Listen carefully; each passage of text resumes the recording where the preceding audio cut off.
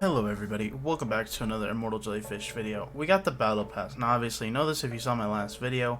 But yeah, well, I want to talk about this Battle Pass and debate whether it's worth your Robux or not. You know, one of those good old should you buy videos. Except this one's gonna have to take place in multiple parts due to the fact that, you know, I'm not wealthy enough to be buying the entire Battle Pass out. That's just not me. That's a different YouTuber who makes a lot more views than I do. But yeah, so I can't be buying the whole Battle Pass out, but I think that's why we'll just do this in parts. But I have seen a decent bit of gameplay on these kits, so we will give a my brief opinion on these kits so far as of what we know right now and what I've seen. But yeah, if you like these should you buy videos where I can maybe help save somebody's Robux, yeah, consider liking and subscribing. It helps out a ton. On that note, we're going to talk about the Battle Pass. Now, specifically, not the Battle Pass as a whole. We're only going to be talking about the Battle Pass that you have to pay for. Because, well, you don't have to buy the free one, so why would you be questioning whether or not you should buy it? Now, should you grind it, that would be a different story, and maybe I can make a video on if the free pass is worth grinding, even if you don't have the paid one. But anyways, so yeah, the paid battle pass here. Now, there's a lot of things we could talk about here, like the 15 different sprays. You know, we got a lot of sprays here, and we could sit here and look at every single one. We also got 16 lobby titles like Bot, Invite Me in the paid track. We could sit here and look at those all day, and I mean, some of them are funny, some of them are kind of cute looking. Like this little Cletus here, look at him. Little Cletus the Chad farmer here, looking stylish as always. We can sit here and look at all these, but that's not the meat and potatoes of this battle pass, in my opinion. The meat and the potatoes of this battle pass, to me, are going to be kill effects and then kits. Now, you may be wondering, Jelly, why are you putting kill effects there, but not the sprays or the titles? And that's because titles only stick with you in the lobby. Once you're in a game, this title's gone. So yeah, titles are kind of cool in lobby for like flexing them in the lobby, but outside of that, the titles don't mean a whole lot. Sprays, I mean, you can carry one spray in the game with you and you can spray it on the blocks, which is kind of just something to dink around with while you're farming your generator, to be honest, but to me, not really worth spending a lot of time talking about.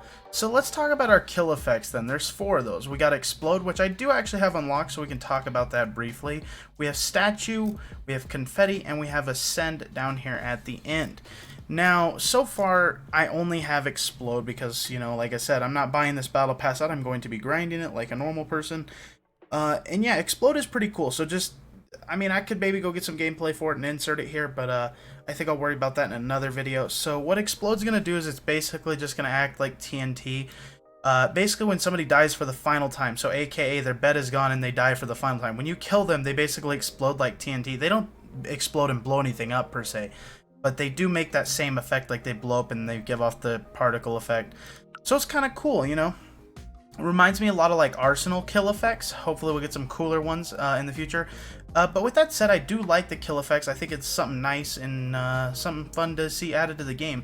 So I do have high hopes for Statue, Confetti, and Ascend. So yeah, on the kill effect part of the paid battle pass, I would say it's almost worth it. Now we do have hearts in the free part of it, which I don't know what that looks like yet. But yeah, I do think the kill effects are semi-worth the battle pass. Now, obviously, I'm not going to say these are worth 799 Robux, just these, because you got to justify, in my opinion, we got to justify 2 kits in this battle pass for you to want to buy it.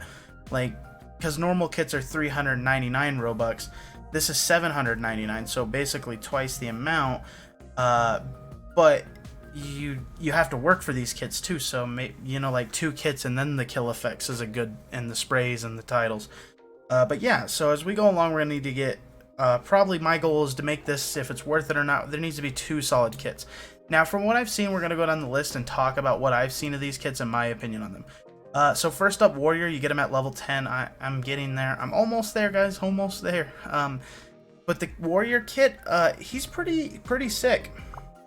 I think he's one of the better ones in the entire Battle Pass. So what he does is he gets his leather armor for 10 less iron, and he gets iron armor for 10 less. And then he moves into his warrior armor, which is 12 emeralds, which from what I've seen, it looks like warrior armor is somewhere between diamond armor strength and emerald armor.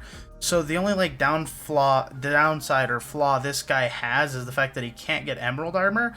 But I mean, between diamond and emerald armor, I mean, that's where his armor lands, and it's only 12 emeralds. It's pretty disgusting, and outside that, he really has no downside. So, Warrior seems like a pretty good kit just from viewing it from the outside. I do want to try these things all myself so I can get my own opinion on them, but from an outside perspective, Warrior seems pretty good. That's going to take us on down to Beekeeper, Beatrix. As right now, viewing this from an outside perspective, I see her, and you know, it's an interesting concept, like catching bees, but to me it reminds me of like Elder Tree. You gotta roam all the time. So now imagine your farmer Cletus is just never at the base watching it. Instead, he's just always around the map farming bees. So yeah, this is like a farmer Cletus kind of thing, but with extra steps, and they're never gonna be watching the base. Like farmer Cletus can sit there and watch the base, and yeah, Beekeeper really can't because she's got to go get bees. So right now, from an outside perspective, I think Beekeeper's a little wonky. I don't know how I feel about it. This might be a kit that I like more once I actually get to try it. But from an outside perspective, it looks pretty rough. We're not going to talk about Jade because she's on the free track. But yeah, real quick note, she looks terrible. But anyways, next up in the paid track is Raven.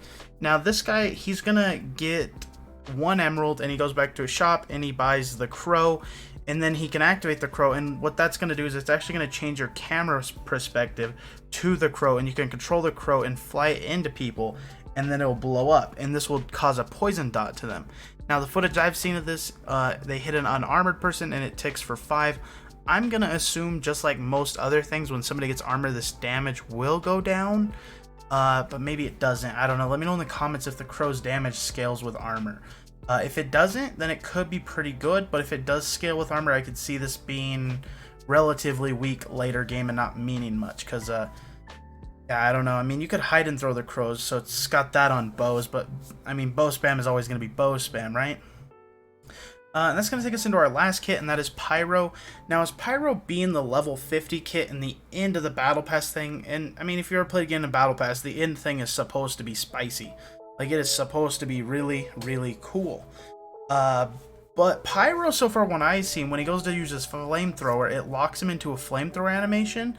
And when he's locked in that animation, he's doing like 2 damage a hit. And then, yeah, he just gets chopped up by swords the whole time you're doing that. Like, I don't know why it's a locked animation. That's really wonky for a kit, especially in a game like this. I feel like free movement should be an always thing. I don't feel like we should be getting locked into animations. So as of right now, if this stays as like a locked animation and people are allowed to just hit you while you're doing it, like it just doesn't feel good. It doesn't look good either. So yeah, right now my highest hopes for the entire paid Battle Pass kits are Warrior and Raven, I think. Because the other ones, they look a little wonky as of right now. Nothing too crazy with them as of right now. But yeah, that's a quick brief look over part 1 of Should You Buy the Battle Pass. Like I said, I'll release more parts to this as I get through it. I don't have $150 to skip the entire Battle Pass, so yeah, we'll dive into testing these kits out and more Should You Buy parts of this as I progress through the Battle Pass. But on that note, guys, I appreciate you for watching, and yeah, thanks to Mama Peas for being a member of the channel, much appreciated. And on that note, guys, I will see you in the next video. Peace out.